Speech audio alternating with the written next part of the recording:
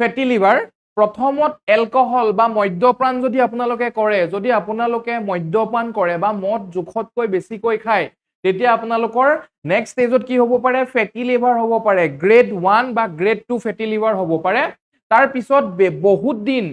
বহুত দীঘলীয়া সময়ৰ কাৰণে যদি ফেটি লিভাৰ গ্ৰেড 1 বা গ্ৰেড 2 থাকে, আপোনালোকে যদি তাৰ পৰা আপোনালোকে প্ৰতিকাৰ পাবলৈ আপোনালোকে চেষ্টা নকৰে বা তেনেকৈ থাকিব দিয়ে, তাৰ পিছত আপোনালোকৰ কি হ'ব, জণ্ডিছ হ'ব। ঠিক আছে, আৰু দীঘলীয়া জণ্ডিছ হৈ থাকিলে তাৰ পিছত আপোনালোকৰ নেক্সট ষ্টেজ আহিব এলকহলিক হেপাটাইটিছ হ'ব। ঠিক আছে, এলকহলিক হেপাটাইটিছৰ পিছত যদি আপোনালোকে তাৰো ট্ৰিটমেণ্ট নকৰে বা চিন্তা চৰ্চা নকৰে, তেতিয়া আপোনালোকৰ কি হ'ব, লিভাৰ চিৰচিছ হ'ব, যিটো সকলোতকৈ মাৰাত্মক লিভাৰ চিৰচিছ। লিভাৰ চিৰচিছ মানে আপোনালোকৰ লিভাৰটো কি হ'ব, কোচ খাই সংকুচিত হৈ যাব। ঠিক আছে, নেক্সট ষ্টেজ লিভাৰ চিৰচিছৰ পিছত আপোনালোকৰ হ'ব লিভাৰ ফেইলিয়াৰ হোৱাৰ সম্ভাৱনা থাকে। যদি আপোনালোকে লিভাৰ চিৰচিছৰ সময়ত লিভাৰ চিৰচিছ পাই গ'ল কিন্তু আপোনালোকে কোনো ট্ৰিটমেণ্ট লোৱা নাই, তেতিয়া আপোনালোকৰ কি হ'ব, লিভাৰ ফেইলিয়াৰ হোৱাৰো সম্ভাৱনা থাকে। আমাৰ অৱশেষত লাষ্ট ষ্টেজত কি হ'ব পাৰে, লিভাৰ ফেইলিয়াৰৰ পিছত আমাৰ লিভাৰ কেঞ্চাৰ হ'ব পাৰে। লিভাৰ কেঞ্চাৰ হ'ব পাৰে। মই আকৌ এবাৰ কৈ দিছো, প্ৰথমত যিসকল ব্যক্তিয়ে বেছিকৈ মদ্যপান কৰে বা মদ খায়, তেওঁলোকৰ ফেটি লিভাৰ হ'ব। ফেটি লিভাৰ হোৱাৰ পিছত জণ্ডিছ হ'ব। জণ্ডিছৰ হোৱাৰ পিছত এলকহলিক হেপাটাইটিছ হ'ব। তাৰপিছত লিভাৰ চিৰচিছ হ'ব। চিৰচিছৰ পিছত লিভাৰ ফেইলিয়াৰ হোৱাৰ সম্ভাৱনা থাকে। তাৰপিছত আপোনালোকৰ লিভাৰত কেঞ্চাৰ হোৱাও সম্ভাৱনা থাকে। মই এইখিনি কথা এইটো কাৰণে ক'ব বিচাৰিছো, যিহেতু এখন ফ্ল' চাৰ্টৰ দ্বাৰা মই দেখাব এইটো কাৰণে বিচাৰিছো, আমাৰ সাধাৰণতে আমাৰ গাঁৱত কি দেখা পোৱা যায়, যদিও গাঁৱত বুলিয়ে নহয়, পঢ়া শুনা মানুহৰ নলেজ থাকিলেও কিন্তু সেই নলেজখিনি অথলে যাবলৈ দিয়া, জানে যে মদ খালে বা মদ খোৱাৰ ফলত এনেকুৱা ধৰণৰ কিছুমান বেমাৰ হ'ব পাৰে, কিন্তু জানি বুজিও কি কৰে, সেই বিষয়ে জ্ঞাত থকাৰ পিছতো তেওঁলোকে তেনেকৈ কাম নকৰে বা মদ্যপান কৰিবই মানে। তো মই আপোনালোকক আজি ক'বলৈ বিচাৰিছো ফেটি লিভাৰ কিহৰ কাৰণে হয় বা কি হয়, কি কথা আমি গোটেইখিনি ডিছকাছ কৰিম। তো মই প্ৰথম ক'ব বিচাৰিছো যে আপোনালোকে আজিকালি সাধাৰণতে যদি আল্ট্ৰাছ'ন'গ্ৰাফি USG কৰাবলৈ যায়, পেটৰ কিবা এটা কাৰণতে যদি কৰাবলৈ যায়, আপোনাৰ পেটৰ বেমাৰ কিবা এটা হৈছে বা নহৈছে পিছৰ কথা, কিন্তু আপোনালোকৰ এটা ইমপ্ৰেছনত দেখিব যে গ্ৰেড 1 ফেটি লিভাৰ বা গ্ৰেড 2 ফেটি লিভাৰ। ঠিক আছে, সেইটো আপোনালোকে নিশ্চয় দেখিবলৈ পাব। এতিয়া সেই গ্ৰেড 1 ফেটি লিভাৰ বা গ্ৰেড 2 ফেটি লিভাৰ কিহৰ কাৰণে হয় বা কিয় হয় আমি সেইখিনি চাম। সাধাৰণতে আমাৰ ফেটি লিভাৰ দুটা টাইপছৰ থাকে, দুই প্ৰকাৰৰ ফেটি লিভাৰ আছে। এটা হৈছে আপোনাৰ এলকহলিক ফেটি লিভাৰ। মই এইখিনি আপোনালোকক যিখিনি দেখাইছো, এই বস্তু মই আপোনালোকক যিখিনি দেখাইছো, এইখিনি হৈছে আমাৰ এলকহলিক ফেটি লিভাৰ। এলকহলিক ফেটি লিভাৰ টাইপ 1, আমাৰ 1 নম্বৰ টাইপটো পালো আমি এলকহলিক ফেটি লিভাৰ, আৰু আমাৰ 2 নম্বৰ টাইপটো হৈছে নন এলকহলিক ফেটি লিভাৰ। এলকহলিক ফেটি লিভাৰ আৰু নন এলকহলিক ফেটি লিভাৰ আমাৰ দুইবিধ আছে। তো এলকহলিক ফেটি লিভাৰত কি হয়, ডাইৰেক্ট নামতে আছে যে এলকহলিক ফেটি লিভাৰ। এলকহল, আপোনালোকে যেতিয়া মদ্যপান বেছি কৰিব, মদ বেছিকৈ খাব, জোখতকৈ বেছি মদ খালে কি হ'ব, আপোনালোকৰ ফেটি লিভাৰ হ'ব, আৰু সেইটো কোৱা হ'ব এলকহলিক ফেটি লিভাৰ। এতিয়া আপোনালোকে চাব, ফেটি আৰু লিভাৰ, ফেটি মিনছ গম পাইছে, য'ত নেকি ফেটছৰ পৰিমাণ বেছি আছে। আমাৰ সাধাৰণতে লিভাৰত ফেটছ থাকেই বা লিভাৰত চৰ্বি থাকেই, কিন্তু বহুত কম পৰিমাণৰ থাকে। যেতিয়া সেই চৰ্বি জোখতকৈ বহুত বেছি বাঢ়ি যায়, তেতিয়া আমাৰ সাধাৰণতে কি বুলি কোৱা যাব, তাক ফেটি লিভাৰ বুলি কোৱা যাব। তাৰপিছত চাব, সঘনাই মদ্যপান বা জোখতকৈ বেছি মদ্যপান কৰিলে এলকহলিক ফেটি লিভাৰ পাব। আমি প্ৰথমে সেইটো কথা গম পালো। তাৰপিছত চাব,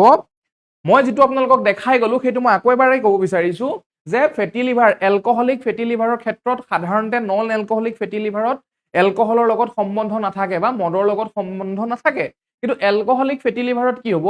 এলকহল খালে আপোনালোকে, বহুত বেছি এলকহল খালে, তাৰপিছত আপোনালোকৰ কি হ'ব, ফেটি লিভাৰ হ'ব, গ্ৰেড 1 ফেটি লিভাৰ হ'ব। তাৰপিছত আপোনালোকে বহুত দিন থাকি গ'লে কি হ'ব, জণ্ডিছ হ'ব। তাৰপিছত এলকহলিক হেপাটাইটিছ হ'ব। তাৰপিছত লিভাৰ চিৰচিছ হ'ব। তাৰপিছত লিভাৰ ফেইলিয়াৰ হ'ব। তাৰপিছত লিভাৰ কেঞ্চাৰ হোৱাৰ সম্ভাৱনা থাকে। এইখিনি মই আপোনালোকক দেখালো যে এলকহলিক ফেটি লিভাৰ মানে মদ খোৱাৰ পিছত যদি আপোনালোকৰ ফেটি লিভাৰ হয় বা মদ্যপান কৰাৰ কাৰণে যদি আপোনালোকৰ ফেটি লিভাৰ হ'বলৈ হয়, তেতিয়াহ'লে আপোনালোকৰ কি হ'ব, এইখিনি এনেকুৱা ধৰণৰ মাৰাত্মক বেমাৰত আপোনালোকে ভুগিব লগা হ'ব পাৰে। এতিয়া মই ক'ব বিচাৰিছো যে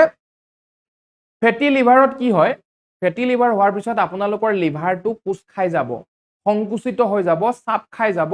নৰ্মেল যিটো চাইজ থাকে তাতকৈ সৰু হৈ যাব। ঠিক আছে, আমি সেইখিনি গম পালো যে ফেটি লিভাৰ হলে কেনেকুৱা ধৰণৰ হ'ব পাৰে ঠিক আছে এতিয়া আমি চাম যে নন এলকহলিক ফেটি লিভাৰ নন এলকহলিক ফেটি লিভাৰ কি কৰে বা কেনেকুৱা ধৰণৰ হয় নন এলকহলিক নামতেই আছে যে নন এলকহলিক মদ নোখোৱাৰ কাৰণে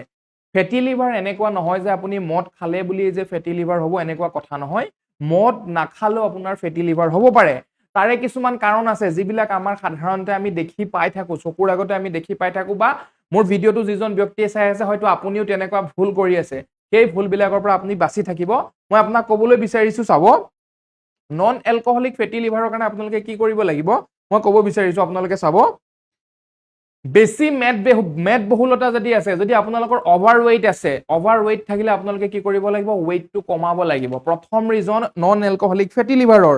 তাৰ পিছত বহুত দিনৰ পৰা যদি আপোনালোকে ডায়াবেটিছত ভুগি আছে যদি আপোনালোকে বহুত দিনৰ পৰা ডায়াবেটিছত ভুগি আছে তেতিয়া আপোনালোকে তাৰ পৰা বহুত সোনকালে যিমান পাৰে সোনকালে পৰিত্ৰাণ পাবলৈ চেষ্টা কৰক নহলে আপোনালোকৰ নন এলকহলিক ফেটি লিভাৰ হোৱাৰ সম্ভাৱনা থাকে ঠিক আছে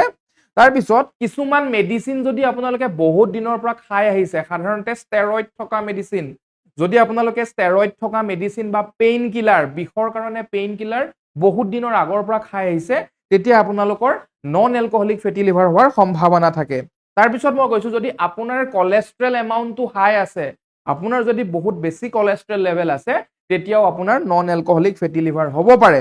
তাৰ পিছত সাধাৰণতে আজিকালি আমাৰ সৰু বাচ্চা ডাঙৰ বুঢ়া এনেকুৱা বুলি কথা নাই ফেটি লিভাৰ যদি এটা সৰু বয়সত বাচ্চা বা ল'ৰা ছোৱালীৰ সৰু বয়সতে যদি বহুত ওয়েট বাঢ়ি যায় মেদবহুলতা হয় তেওঁলোকৰো নন এলকহলিক ফেটি লিভাৰ আমি দেখিবলৈ পাওঁ তাৰ পিছত মই ক'ব বিচাৰিছো যদি আপোনালোকে বহুত বেছি চেনি জাতীয় বস্তু খায় মিঠা যদি বেছি খায় তেতিয়াও আপোনালোকৰ নন এলকহলিক ফেটি লিভাৰ হ'ব পাৰে কিন্তু ঠিক আছে তাৰ পিছত মই ক'ব বিচাৰিছো যে সিমটমস কেনেকুৱা দেখিব আপোনালোকে ধৰক আপোনালোকৰ যদি নন এলকহলিক বা এলকহলিক ফেটি লিভাৰ আছে আপোনালোকে কেনেকৈ গম পাব কেনেকুৱা ধৰণৰ সিমটমস বিলাক দেখিলে কেনেকুৱা ধৰণৰ লক্ষণ বিলাক দেখিলে গম পাব সাধাৰণতে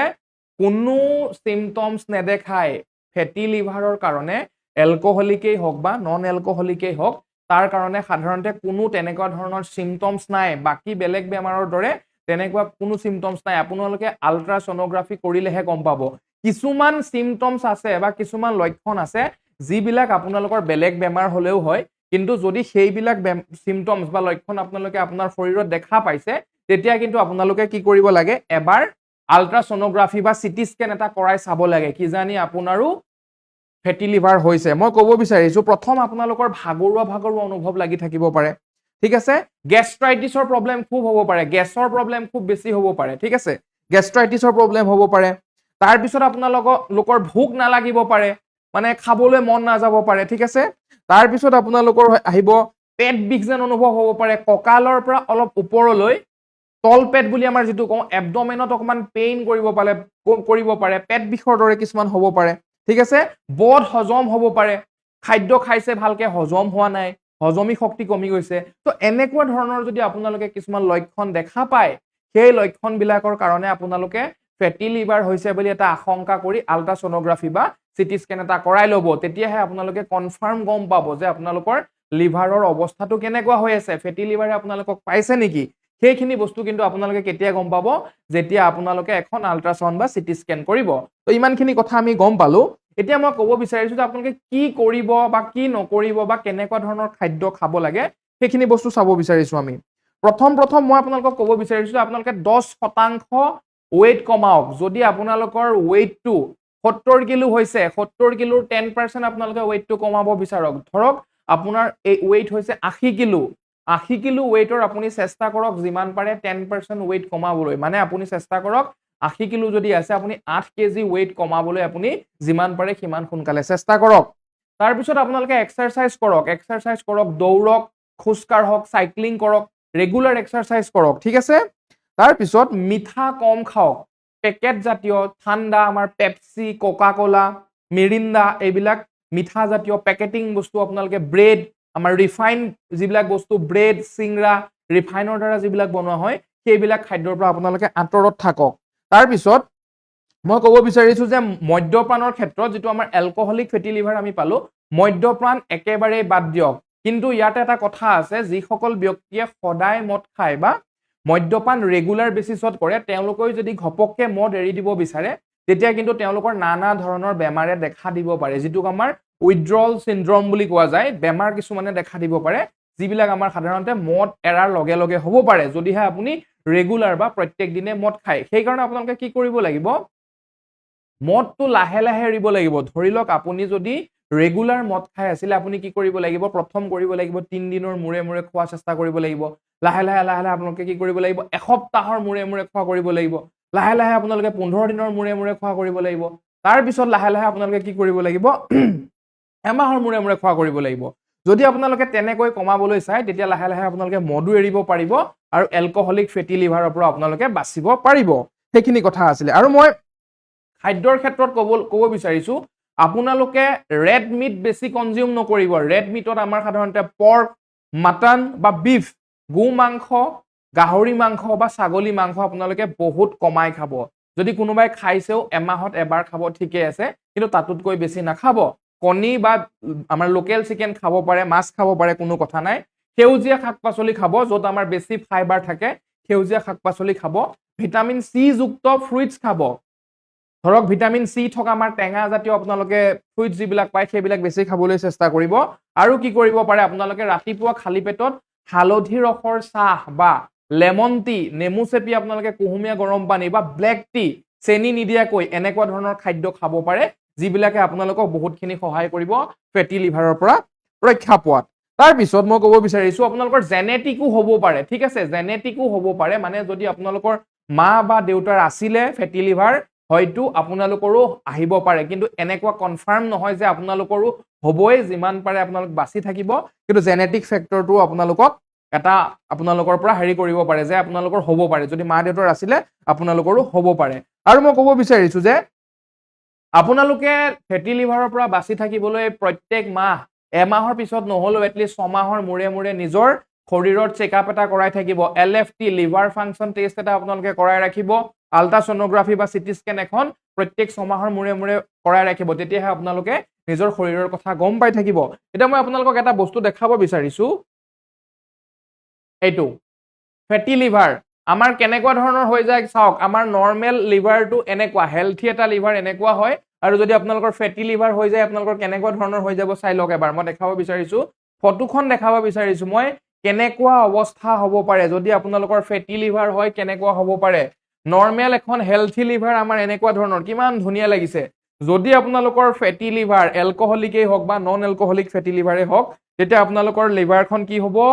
দেখিছে সৰু সৰু গুটি গুটি নিচিনা হৈ যাব নৰমেল যেটো আমাৰ তেজৰ বৰণ বা আমাৰ যেটো কালাৰ নৰমেল কালাৰতকে হালধীয়া বৰণৰ হৈ পৰিব ফুট আহি যাব আৰু লিভাৰ সিৰোসিস যদি হয় আপোনালোকৰ লিভাৰটো কি হ'ব কোষ খাই যাব লিভাৰ সিৰোসিস হলে কোষ খাই যাব আৰু লিভাৰ সিৰোসিসৰ পিছত লিভাৰ ফেইলিউৰ হোৱাৰ সম্ভাৱনা থাকে তাৰ পিছত লিভাৰ কেন্সাৰলৈও যাব পাৰে তো মই আপোনালোকক দেখাব বিচাৰিলো যে লিভাৰ নৰমেল লিভাৰটো আৰু আমাৰ ফেটি লিভাৰটো কেনেকুৱা ধৰণৰ হ'ব পাৰে ঠিক আছে তো আপোনালোকে মই আশা কৰিছো লিভাৰটোৰ প্ৰতি যত্ন কৰিব যিহেতু আমাৰ লিভাৰটো শৰীৰৰ দ্বিতীয় ডাঙৰ অৰ্গেন হয় এটো এটা আপোনালোকৰ জেনেৰেল নলেজৰ প্ৰশ্ন হয় যদি আপোনালোক কোনোবাই খুদে যে শৰীৰৰ সকলোতকৈ ডাঙৰ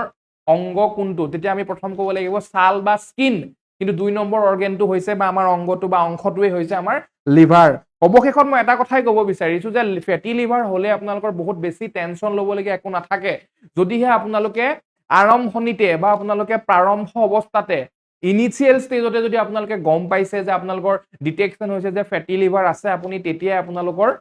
চেষ্টা কৰক আপোনালোকে যিমান পাৰে চেষ্টা কৰক তাৰ পৰা পৰিত্ৰাণ পাবলৈ আৰু ডক্টৰৰ ট্ৰিটমেন্টতকৈ আপোনালোকে নিজে লাইফষ্টাইল চেঞ্জ কৰি খাদ্য প্ৰণালী চেঞ্জ কৰি এক্সাৰসাইজ কৰি সেই বস্তুবিলাক কৰি মিলি আপোনালোকে লিভাৰটো নৰমেল অৱস্থালৈ আনিবলৈ চাওক কাৰণ লিভাৰৰ ক্ষেত্ৰত কোনো এনেকুৱা মেডিচিন নাই যে আপোনাৰ ফেটি লিভাৰ লাষ্ট ষ্টেজ পাই গৈছে বা লিভাৰ সিৰোসিস হৈছে আপোনাৰ সেই লিভাৰ সিৰোসিসৰ কোনো মেডিচিনে ভাল কৰি দিব তো তেনেকুৱা কোনো মেডিচিন নাই ডক্টৰে আপোনাক তেনেকুৱা কিছুমানে কথা ক'ব ওয়েটটো কমাবলৈ ক'ব বা সাপোৰ্টিভ মেডিচিন কিছুমান দিব যে আৰু সেইখিনি ইয়াৰ পৰা বেছি নহওক বুলি তেনেকুৱা মেডিচিন কিছুমান দিব কিন্তু এনেকুৱা নহয় যে আপোনাৰ লিভাৰ সিৰোসিস হৈছে এইখিনি মেডিচিন খাওক আপোনাৰ লিভাৰ সিৰোসিস ডাইৰেক্ট ভালেই হৈ যাব তেনেকুৱা কোনো ডক্টৰেও কৰিব নোৱাৰে তো সেইখিনিয়ে কথা তো চিন্তা কৰিবলগীয়া একো নাই যদি আপোনালোকে আৰম্ভণি অৱস্থাতে গম পাইছে যে ফেটি লিভাৰ আছে বুলি যিমান পাৰে সিমানখিনি চেষ্টা কৰক লাইফষ্টাইল চেঞ্জ কৰিবলৈ চাওক জীৱন প্ৰণালীটো খাল খনলি কৰক খাদ্য খোৱাৰ লগত বহুতখিনি কথা আহি যায় মই যিখিনি অলৰেডি কৈছো সেইখিনি মেইনটেইন কৰি চলক এইখিনিয়ে কথা আছিল ডায়েটটো মেইনটেইন কৰিব যদি আপোনালোকে ভিডিঅটো চাই ভাল পালে বা অকমানো উপযোগ্য বুলি ভাবিলে অকমানো উপযোগী বুলি ভাবিলে মৰম দিব চেনেহ দিব আৰু ভিডিঅটো যিমান পাৰে শ্বেয়াৰ কৰিব হয়তো আপুনিও ভুক্তভোগী কেতিয়াবা হ'বলগীয়া হ'ব পাৰে আমি নেক্সট এটা ভিডিঅ'ত আকৌ লগ পাম ধন্যবাদ